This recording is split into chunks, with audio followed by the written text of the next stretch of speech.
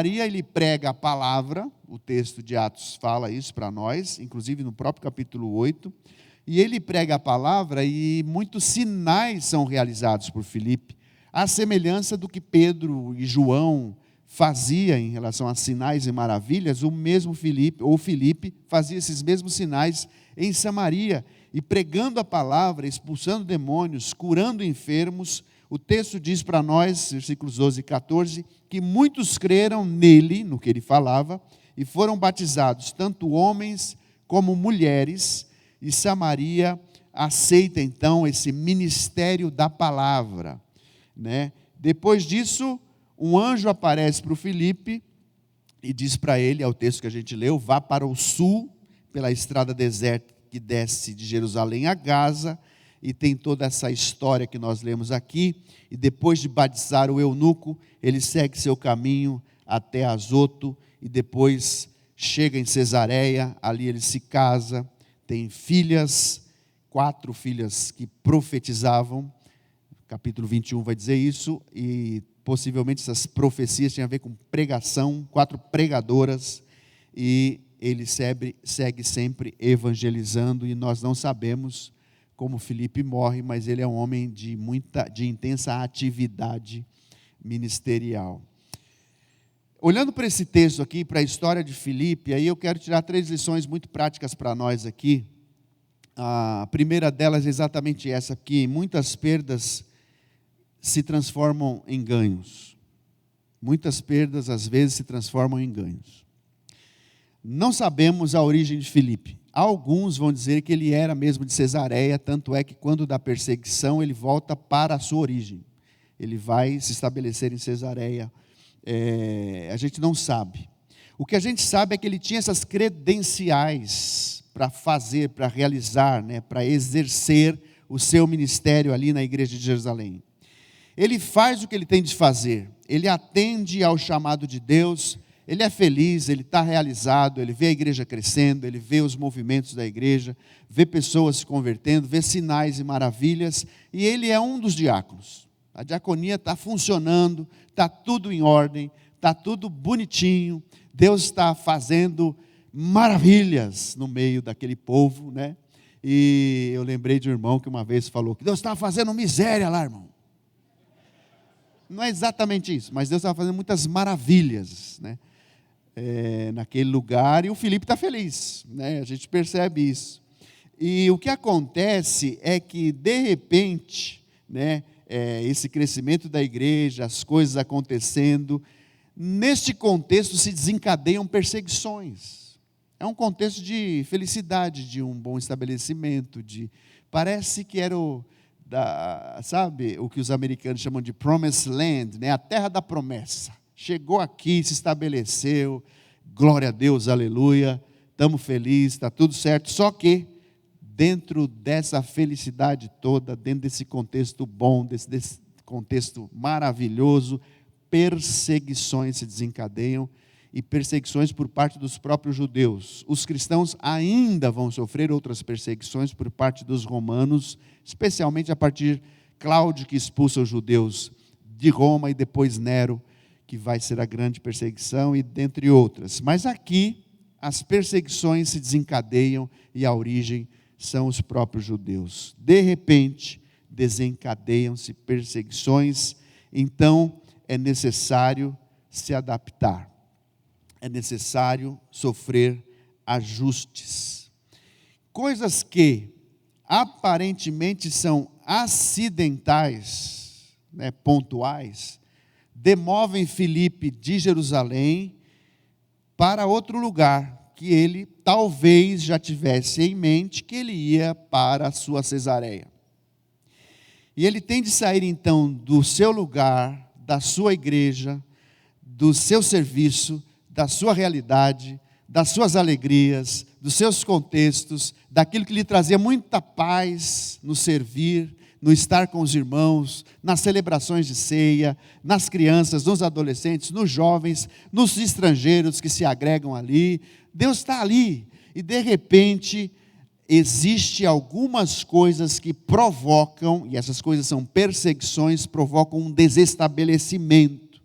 e ele tem de sair da sua realidade. Que felicidade servir num lugar grande, né, irmãos? Cheio de gente, estruturado. Ontem aqui estava cheio de gente. Quem estava aqui ontem viu. E assim, acabou aqui a reunião e nós fomos lá para fora. E esse parte expressiva do grupo que estava aqui dentro foi lá para fora. E como é bom ver os irmãos comendo, dando risada, compartilhando a vida. E gente que nem é do nosso convívio assim cotidiano, de repente estavam aqui. E a gente percebe esse ambiente, essa alegria, né? Mas o que acontece com Filipe é que quando dá perseguição, ele tem que ir para um lugar novo. Ele tem que começar do zero. Ele tem que saber o que Deus quer dele no caminho. Ele soube ali em Jerusalém porque elegeram 7 diáconos e ele era um deles. Mas quando vem a desordem, o que tem pela frente é o incerto. O que tem pela frente, no caminho de Cesareia, é uma Samaria, que era completamente diferente do ambiente da Judéia. E a gente percebe isso, né? E quando ele começa a exercer o ministério, quando ele começa a falar de Jesus, quando ele começa a falar que o Messias já veio, que a palavra de Deus se cumpriu, que agora todo aquele que crê nele será salvo, e pessoas vão se convertendo. Jesus vai operando sinais e maravilhas, gente vai sendo liberta de demônios, muitas pessoas são tocadas por aquela mensagem e muitos se batizam, homens e mulheres se batizam. Tem até uma situação de um mago ali, de um mágico chamado Simão, que também é tratado porque Pedro e João sobem a Samaria para contemplar aquela realidade, e de repente a igreja de Samaria cresce, se avoluma, gente, graça de Deus operando grandemente. A gente percebe, lendo a Bíblia, que houve assim um avivamento em Samaria. E de repente, Filipe tem a informação de Deus. Um anjo do Senhor diz para Filipe: vá para o sul, para uma estrada deserta que desce, para a estrada deserta que desce de Jerusalém a Gaza. Se num primeiro momento ele sai juntamente com outros, sem saber exatamente para onde ir, amém, glória a Deus. Obrigado, querido. Obrigado. Falando em deserto, né, irmão? Se no primeiro momento ele sai juntamente com outros, sem saber exatamente para onde ir, nessa segunda situação, ele tem essa informação objetiva, que um anjo do Senhor diz para ele: vá para a estrada que liga Jerusalém a Gaza. E obedecendo, ele vai.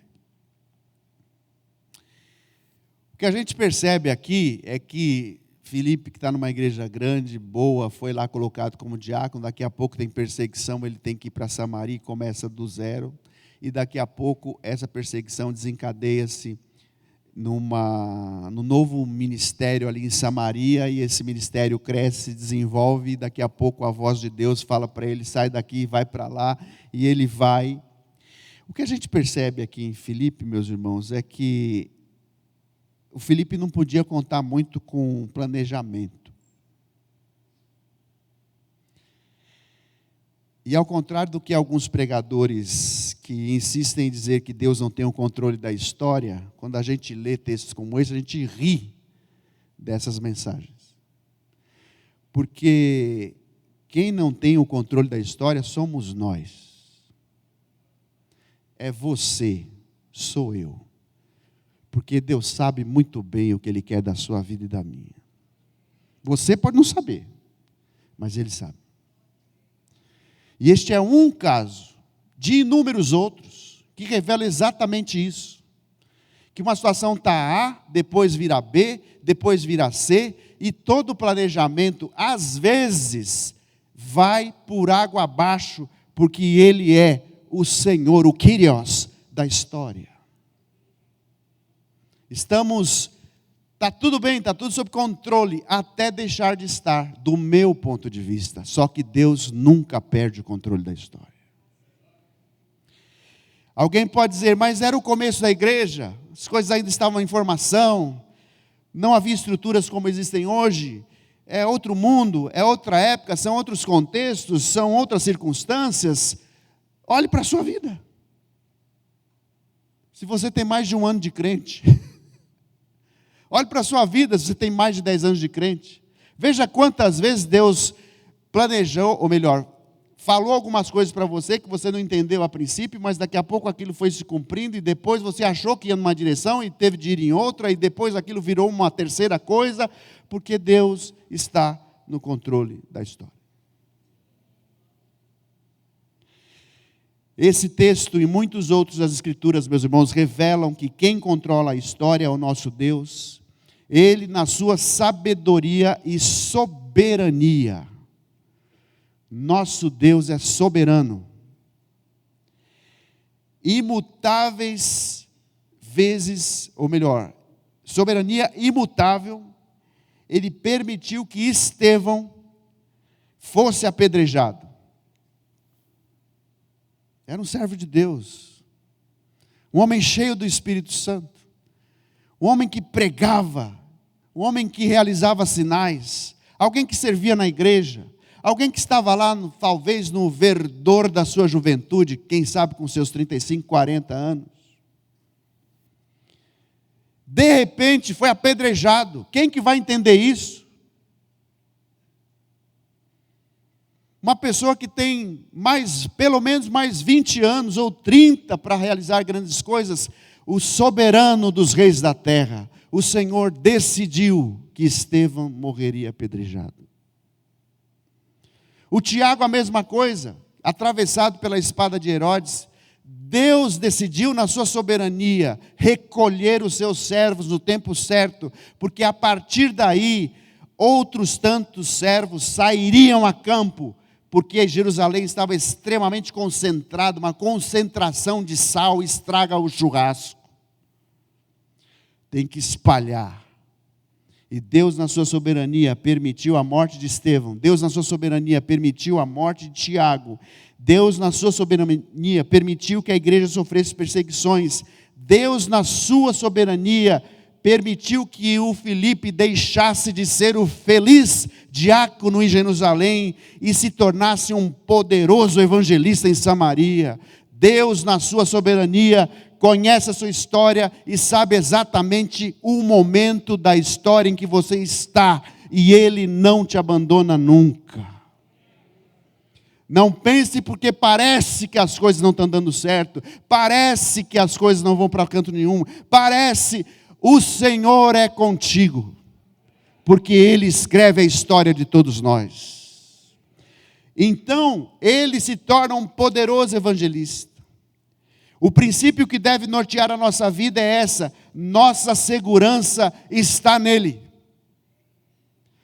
Não no nosso emprego, não na nossa igreja bonitinha, não no cargo que a gente exerce, não nas amizades que a gente desenvolve, não na família certinha, não nisso, não naquilo. A nossa segurança está no Senhor da história, no nosso Deus.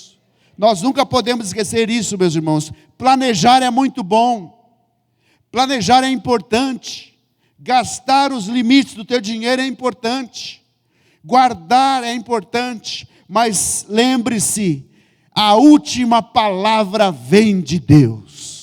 E se Ele decidir alguma coisa para a sua vida, a sua economia vai pelo ralo, o seu emprego desaparece, a sua família some, porque Ele é o soberano e trabalha com propósitos muito mais elevados que nós. Os seus pensamentos são mais excelentes que os nossos. Portanto, nós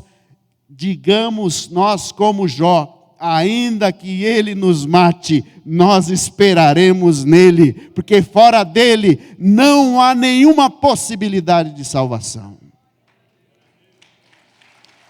Nenhuma.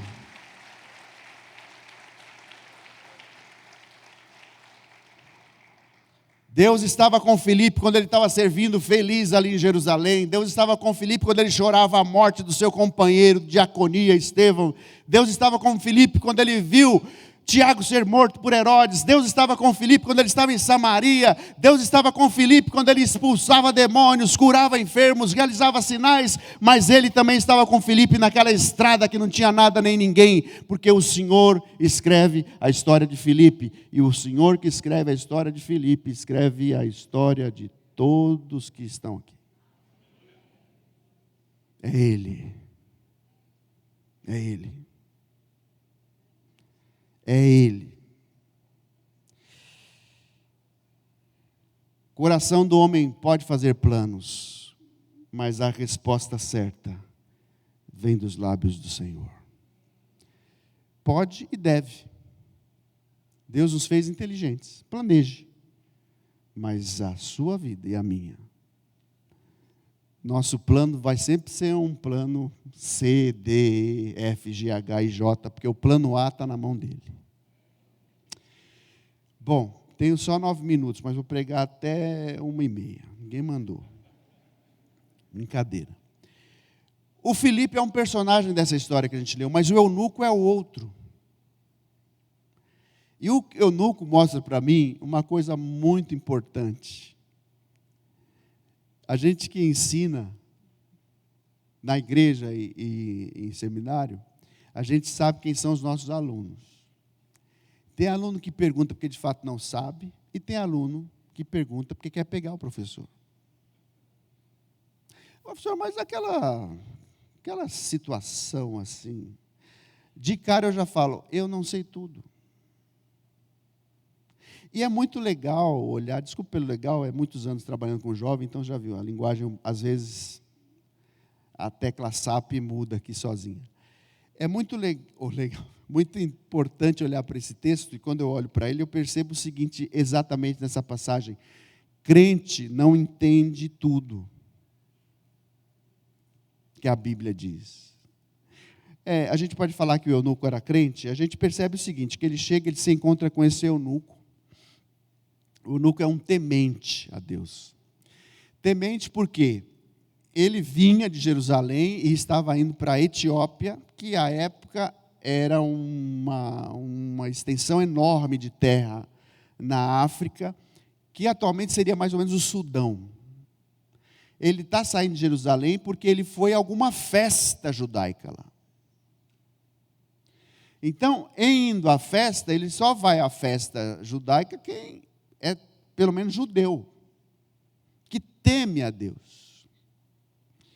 E ele é, segundo o texto, responsáveis pelo tesouro de Candace.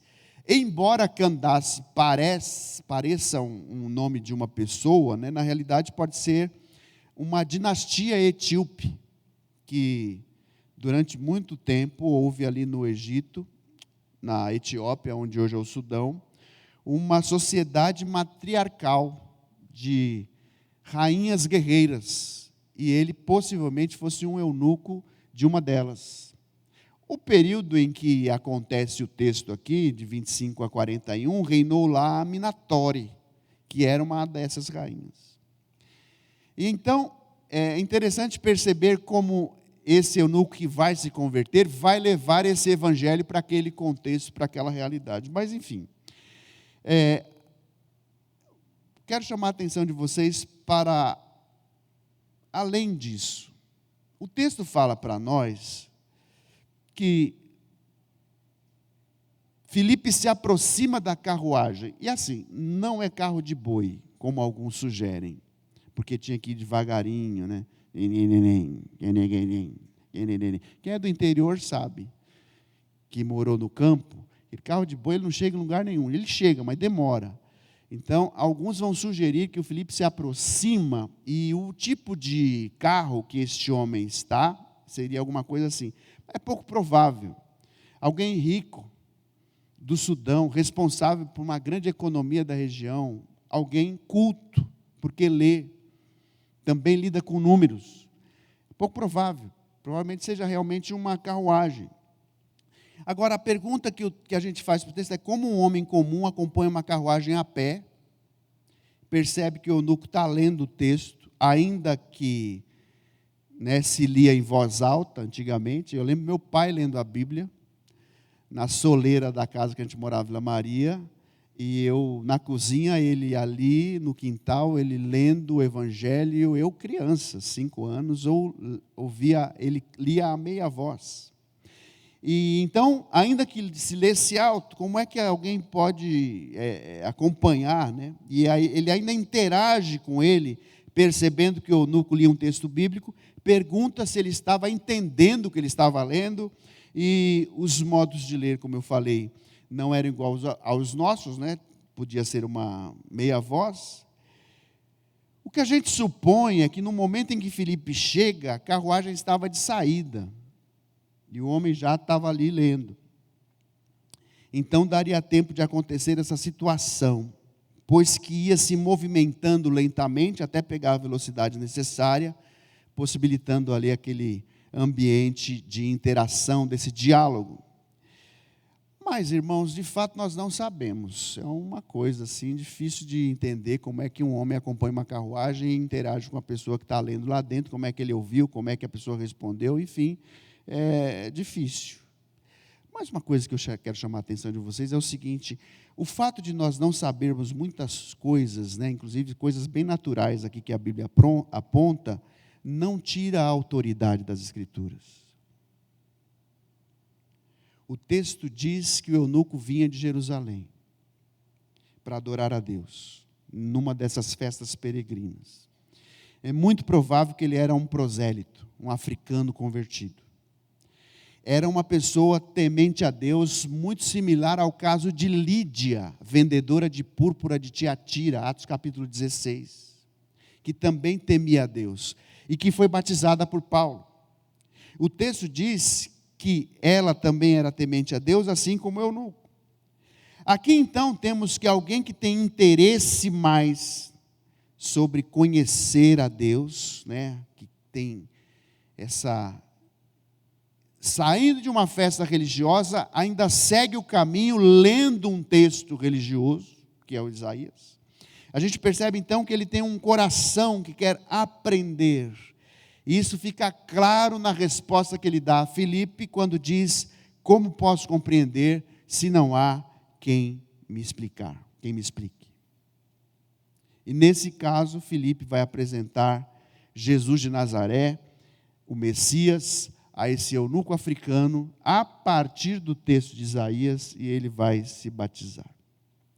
Bom, ditas essas coisas, essa realidade nos chama a atenção para o fato de que nem sempre nós vamos entender tudo da Bíblia.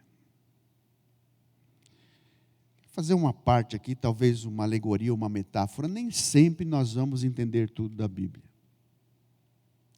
Há textos complexos, há coisas que não entenderemos, há figuras de linguagens, há questões teológicas, há datações, há costumes, há tantas e tantas outras coisas que a soma de anos dentro da igreja não nos fará conhecer tudo. Eu não estou desestimulando você a ser um estudante da Bíblia, mas eu estou afirmando que nós não vamos entender tudo que a Bíblia traz. O fato de nós não entendermos tudo que a Bíblia traz não tira a autoridade da Bíblia. E é interessante, se eu posso fazer essa metáfora, porque o eunuco é uma espécie da gente em alguns momentos da vida. Nesses caminhos de deserto que a gente caminha muitas vezes, sozinho, sem entender muita coisa, quando a gente está procurando entender a vontade de Deus para nós, e aquilo não se resolve, aquilo não faz sentido, e você busca, e você ora, e você lê. Sabe, meus irmãos, não é incomum que em tempos assim, Deus coloque alguns Filipes do nosso lado. Quando você não sabe, quando você já orou, quando você está buscando, quando você quer entender, e aquilo parece que não vem, e aquilo parece que não acontece, e aquilo parece... Deus muitas vezes levanta pessoas e nos coloca do lado dessas pessoas, ou traz essas pessoas para o nosso lado, para nos dizer o básico. O que Filipe vai comunicar para esse eunuco é o básico. Para nos lembrar o seguinte, que o principal a gente já tem. O principal você já tem.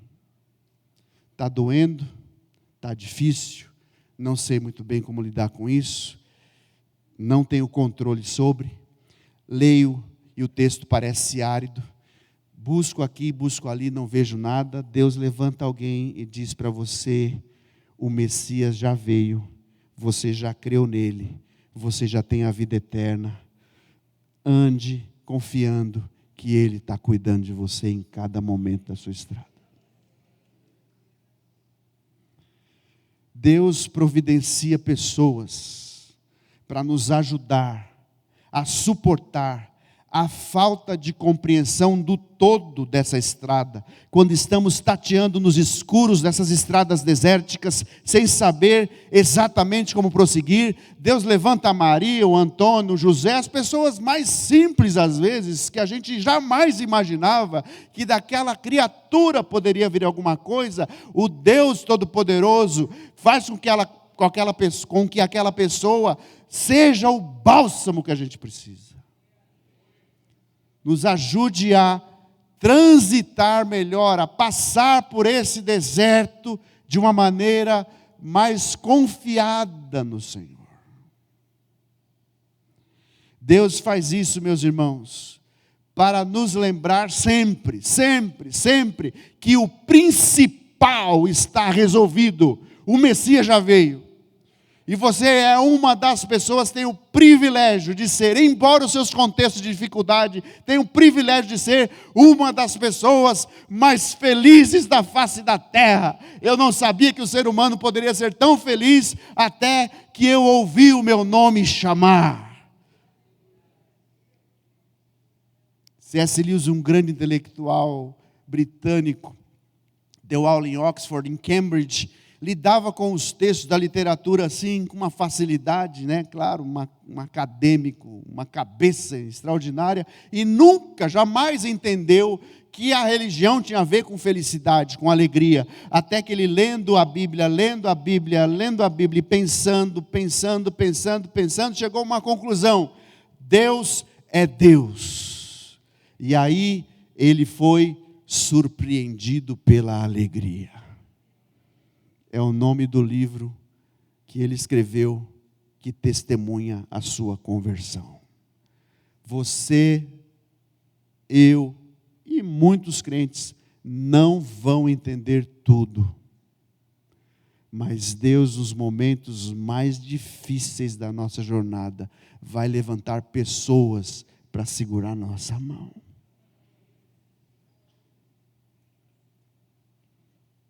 Para orar conosco. Estou passando aí para tomar um café. Está em casa? Estou passando aí na hora do almoço, vamos almoçar junto.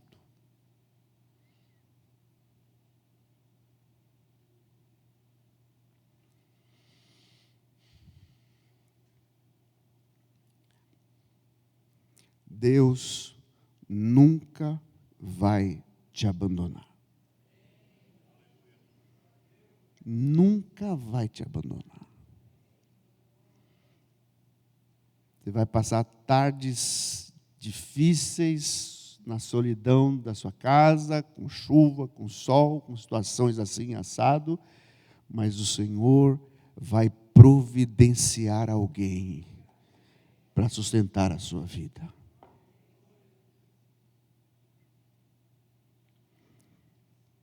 Deus não brinca de religião. Deus não brinca de religião. Deus te chamou para te trazer alegria também.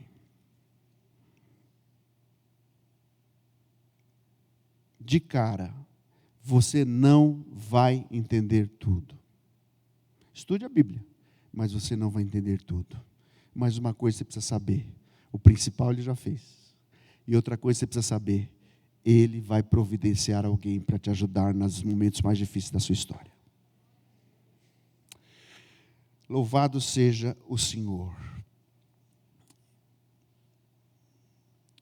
Para encerrar, o texto diz para nós que o eunuco perguntou para Filipe: diga-me por favor de quem o profeta está falando, de si ou de outro? Filipe, começando por aquela passagem das Escrituras, anunciou-lhes as boas novas de Jesus. Prosseguindo pela estrada, chegaram a um lugar e o eunuco disse: olha, tem água aqui, que me impede de ser batizado? Disse Filipe: você pode, se crer de todo o seu coração. O eunuco respondeu: creio que Jesus Cristo é o Filho de Deus. Assim deu ordem para parar a carruagem. Então Filipe e o eunuco desceram as águas e Filipe o batizou.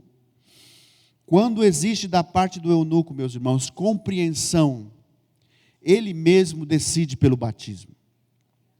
Ele entendeu. É isso. É isso. Ele já veio. O Messias já veio. Tem água aqui. Posso me batizar? Se você crer de todo o seu coração, claro. Descem e ele é batizado. Se existe água, o que me impede de ser batizado? Só a incredulidade. Mas como você crê, seja batizado.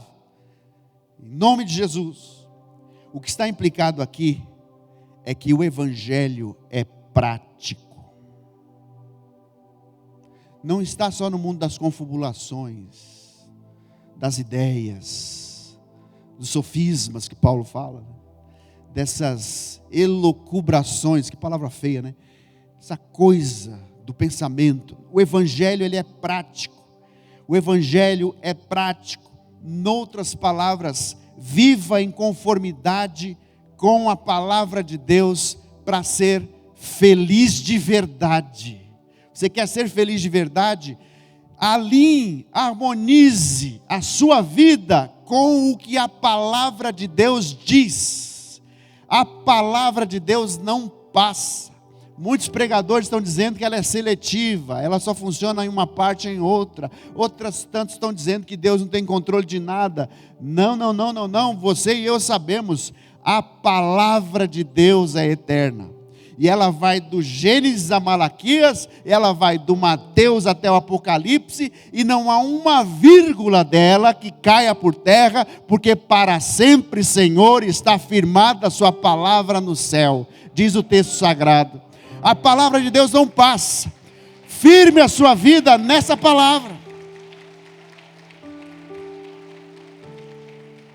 E mais, o eunuco é batizado, porque o Evangelho é prático. Entendeu? Então se batiza. Entendeu? Então para de roubar. Entendeu? Então para de adulterar. Entendeu? Então para de fornicar. Casamento tem sexo, namoro não.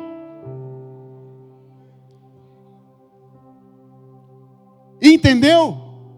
Que a palavra de Deus diz. Você entendeu? Quando a gente entende, a gente pratica. Porque Jesus vai dizer isso. São bem-aventurados, macários, aqueles que entendem a palavra, que praticam a palavra, porque eles são como aqueles que edificam suas casas sobre rocha. Vão vir dias difíceis, vão vir tempestades, vão vir ventanias, maremotos e uma série de outras coisas que o diabo e o mundo e tudo vai vir contra nós. Porém, ele vai ficar firme, porque ele está sustentado pela palavra. Pela prática da palavra. Eu não estou dizendo que nós somos perfeitos. Se você está numa condição de pecado, peça perdão a Deus. Confesse e abandone a condição de pecado e volte a ser feliz na presença de Deus, porque em pecado ninguém é feliz diante dele. E o texto acaba dizendo que ao sair da água o Senhor arrebatou Filipe. Terceira ou quarta situação, né? Arrebatou Filipe. Repentinamente, o eunuco não o viu mais e cheio de alegria, seguiu o seu caminho. Interessante, o eunuco, mesmo sem ver Filipe de novo, porque ele foi arrebatado, ele seguiu o seu caminho cheio de alegria. Cheio de alegria. Porque, meus irmãos, se existe felicidade, ela está no Senhor. Fora dele não há paz. Como diria o salmista, não há, o próprio Deus no Velho Testamento, não há outra rocha que eu conheça. Quem é igual ao nosso Deus, que trabalha para aqueles que nele esperam? Espere no Senhor, Ele não te abandonou, Ele está contigo. Nós entendemos que muitas das perdas que sofremos se transformam em ganho. Nós entendemos que nós não vamos entender tudo, entendemos que não vamos entender tudo, e entendemos também que o Evangelho é prático. O Senhor é contigo, Deus te abençoe, em nome de Jesus, amém e amém e amém.